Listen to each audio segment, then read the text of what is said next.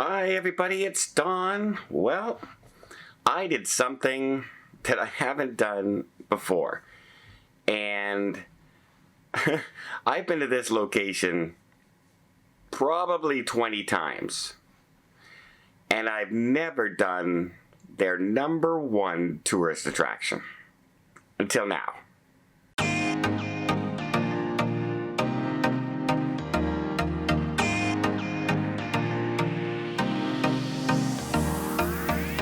So if you ever go to Jamaica, you understand that one of the biggest draws in Jamaica is Dunn's River Falls.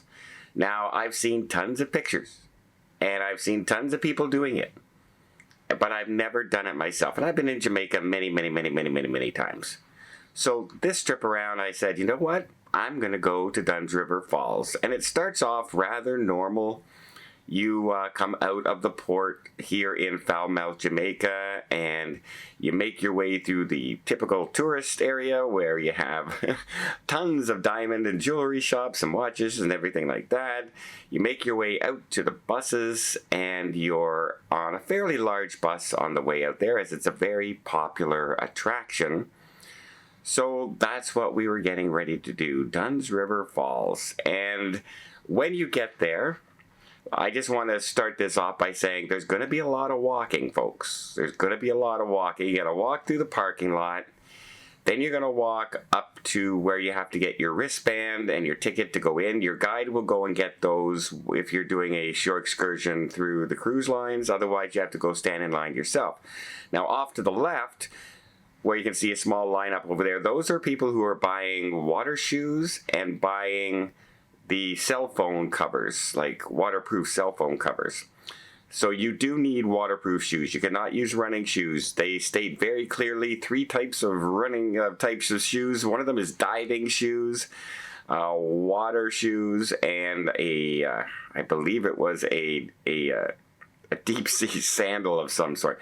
But basically everyone was wearing water shoes. You're not allowed flip-flops, you're not allowed your running shoes, etc.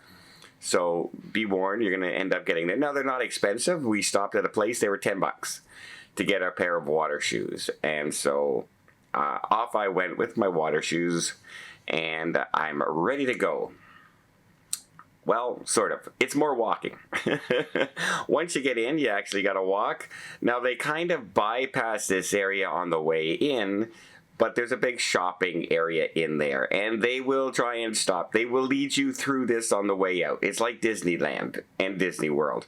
Every ride exits into a souvenir shop. So basically, you're going to have this winding road through it. I didn't film it because I was kind of rushing through there because we were kind of running late. And I'll explain part of that why as well. So then we walk. There's a long walk, a long, slow staircase down. Some of it is uneven, so you got to be careful. And as you're walking down, you finally start to see some people lining up to get out and do the actual excursion. And one of the first things you'll notice is that people are linked like a chain, holding hands. So you are basically supporting each other on the way up. And there are not just one path on the way up. They'll start 2 different groups at the same time. One will go up on the right, one will go up on the left, and often the paths will cross each other as well.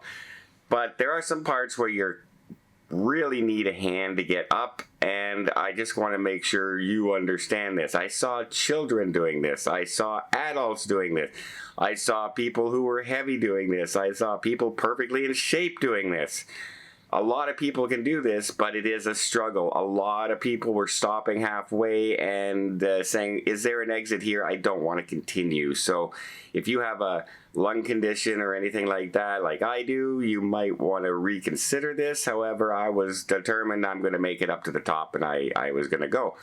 Now, there are places on here, they are very slippery, especially as you get closer to the top. It's more slippery than other locations. It is a fun thing to do. The water is ice cold. It's a river. It's not the ocean in that. It's ice cold the whole time you're in it. And because of the different water levels, sometimes it's just ankle deep, and then all of a sudden you'll be going into this area and you'll dip down and it's up to your, above your waist and near your shoulders, and and you got to watch your children at these points. And also, it's not clear, crystal clear water. It's muddy, and that you can't see the bottom in a lot of cases. So when you're stepping, you kind of got to feel. And if you step too far, you're going to go down, and sometimes it's like a 3.5 foot drop, and you're expecting like a 6-inch drop. So you got to really be careful while you're doing this. You can twist your ankle so easy. You can slip on these rocks so easy. I've seen so many people going the wrong way and doing their own thing, and that's when people run into trouble. But we followed the group all the way up and made it up to the top, and I'm glad to say I did make it on my own. I did help a few people up myself, and they have a photographer that goes around with you, and he videotapes everything.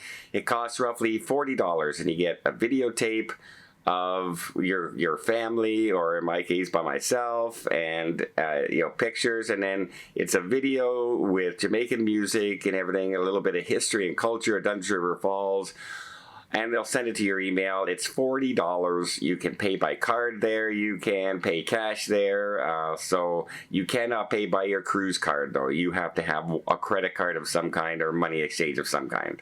PayPal even, they can do there as well. And then after like I said, it's very treacherous, so be careful when you're doing it. Tons of people do it though. I would just recommend really holding on tight to your children, and because I saw some just letting the children wander around, and it got slipperier the more you got to the top, as there was some moss up there, and it really became slippery. So, and if you fall from the top, it's down. Like you could not stop yourself in some of these locations. You're going down to the bottom. And I even took one of those steps that ended up being almost 4 feet down, and I scraped my knee going down. Now, luckily, I did not cut anything or anything. It just went on a smooth rock. Had it been a jagged rock, I could have been in some trouble. So make sure you also have your travel insurance if you're going to do Duns River Falls as well, because they always make you sign the waiver going there. Then on the way back, we did stop at the Island Fork. It's a little restaurant on the way back. We got jerk chicken and beans with rice and beans, etc. Typical Jamaican food on the way back. It was quite good. They served a non-alcoholic punch, which is good because there was a lot of families with us as well. You had a restroom there. There was a bar there if you wanted to buy an alcoholic beverage on your own, but the included stuff was the food and the non-alcoholic beverage. Then it was back on the bus and back to the cruise ship. Was I glad I did it? Yes, absolutely. Glad I did it. If you think that you could just kind of get off and relax and spend some time on your own and take as long as you want, no, that's not Duns River Falls. You gotta follow the group. You gotta make your way. Even if you're going on your own, they assign you into a group led up by a guide and a photographer. So you can't just wander up by yourself, just in case you thought that was probably the way that you could do it. No, it's not. So that's Duns River Falls. It is kind of unique to do. Just be careful because it can be treacherous in locations, and you could end up actually hurting yourself a little bit. So take all that with caution. Let me know, have you guys done River Falls? Have you ever gone up? Have you found it treacherous, or it was a snap? I saw some people it was a snap, and then they got halfway up and they took one wrong step and they bam down on the ground and hit their chin, and they didn't look so confident from that point on.